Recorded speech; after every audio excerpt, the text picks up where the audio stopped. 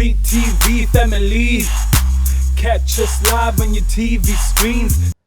Ntsikelelo Mzibomvu has been in the forefront of social entrepreneurship, youth development, and many more other things in the past 10 years. Greatjoy Ndlovu as this kind of a person where inspiration abantu by giving seminars, talks, and workshops to schools, to social organizations, as well as businesses.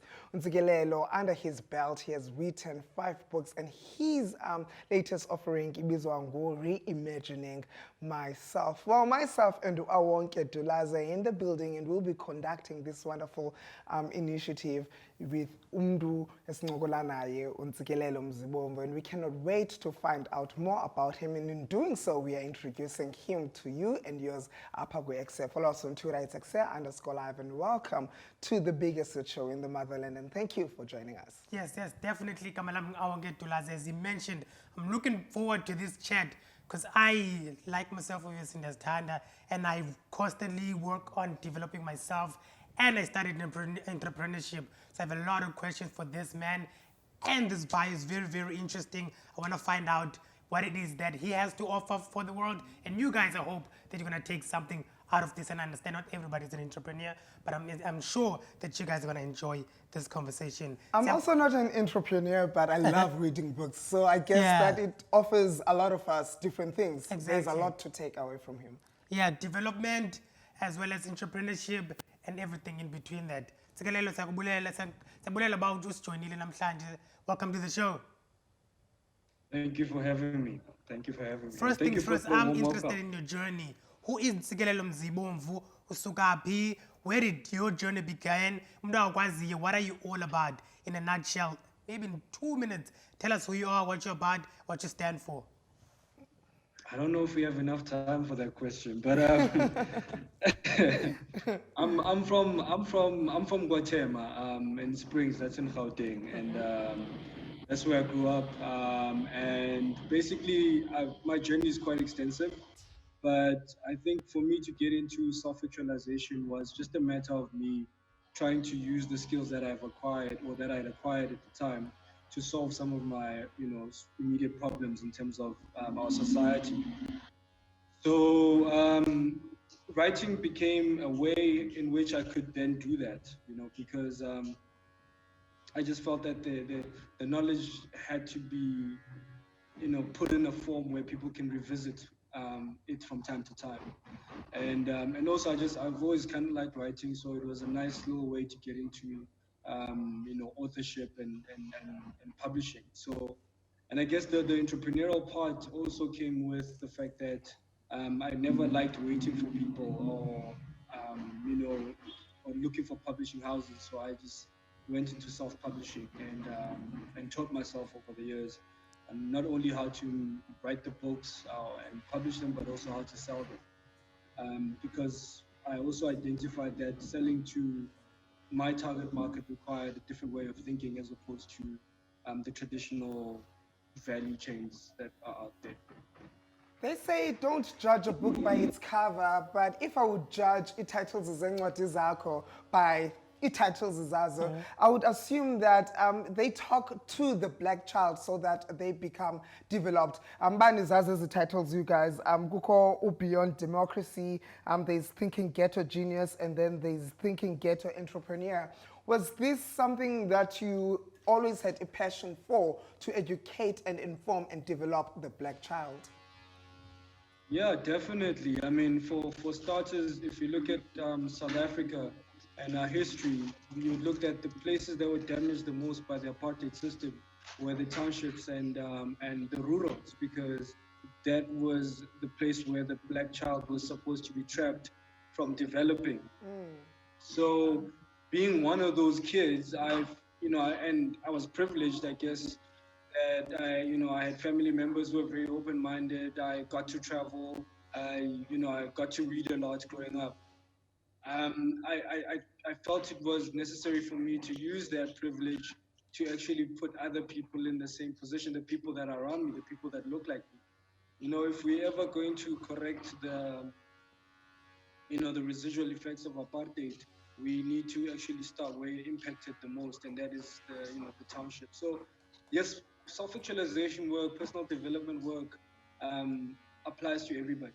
But in our context, it applies and is more necessary for the township child than anybody else because of how it affects and of poverty, especially psychological poverty, and then obviously its ramifications in terms of the experience of poverty. So yeah, I wanted to tackle where we got hit the most.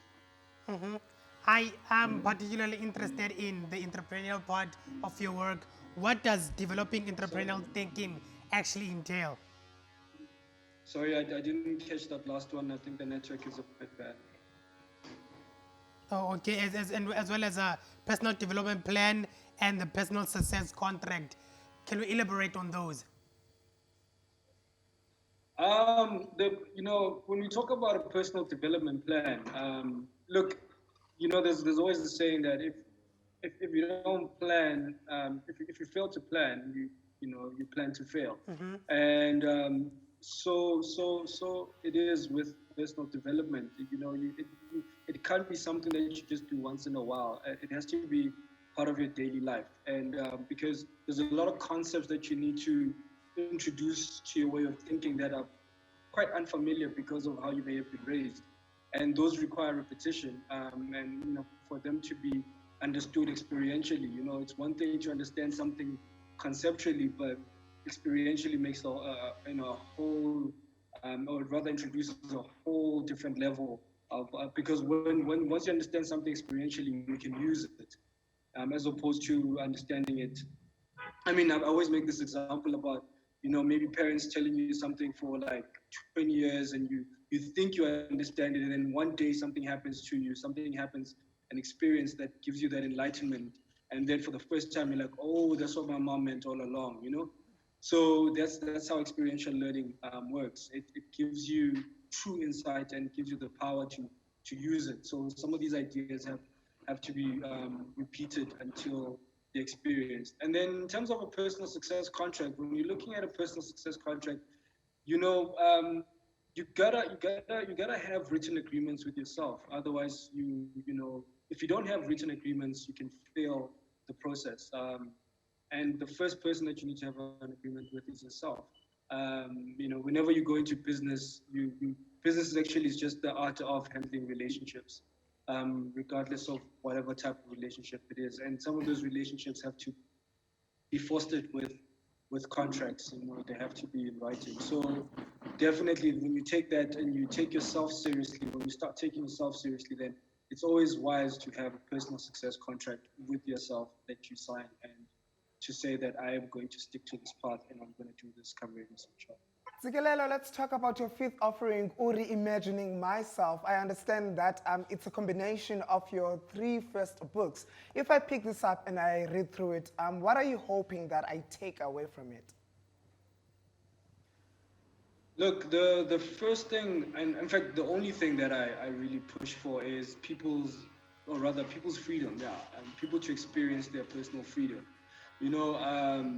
A lot of people are stuck in a place where they do not want to chase their dreams, or they're too afraid to follow through on what they want to because of that stuckness. And what the book then for me does is that it frees the mind from those limiting belief systems, so that people can then pick up that that pen and write that song and pick up that instrument and start that business. And so basically it liberates, it empowers people to act, it empowers people to be more of themselves. There's no thing that I want specifically as an outcome except for people to have their own outcomes materialized, to have their own dreams actualized. Because I feel that for the longest part, the system has been designed to create people that are clogs in the wheel, that are supposed to fit somebody else's narrative. And it's about time that we start writing our own narrative and building our own things. And that's what I hope the book will do for the reader, that it will help them recognize their own power. Yeah. And also, I mean, it's a very good time for it right now to be out, because as part of the solution to unemployment, the government is pushing for entrepreneurship. And unfortunately, you can't teach entrepreneurship, but you can teach entrepreneurial thinking, which is what I teach. And I feel that it's a good tool right now for people to have, because it just doesn't just work about on entrepreneurial thinking, but it also works on the the character development, the thinking, the holistic thinking of the person, or the holistic thinking of the entrepreneur, because businesses are just a reflection of who we are. So if we don't develop ourselves, then our businesses will also suffer. So it's a holistic book. It's a holistic book. It covers everything. That would be quite essential during this time, the pandemic. A lot of people are feeling demotivated. Some have lost hope. I think that this would be a right time to start reading this book. And if as a person I'm interested in reading this book quickly, where can I find it? Is there a website? Maybe I can download it, or is it available on bookstores? And any other book that you've written?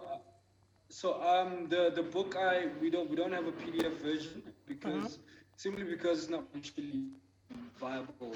If you put out a PDF and people start sending it around, no one else will ever buy the book.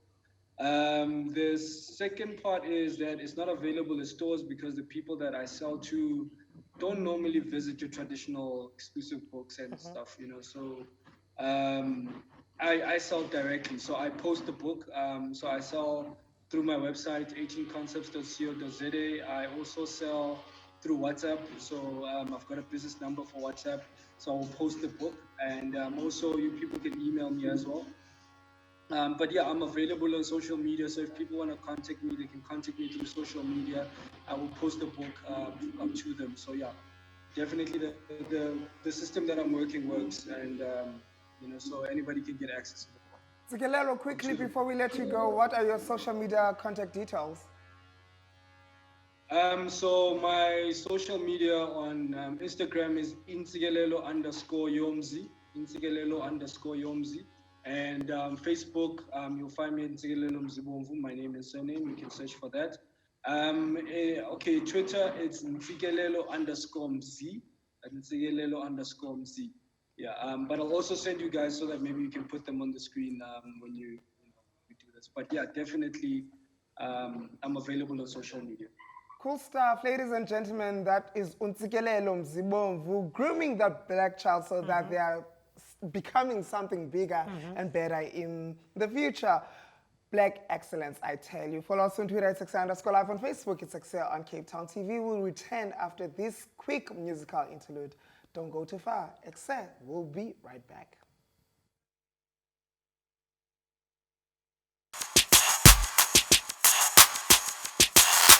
CTV family, catch us live on your TV screens.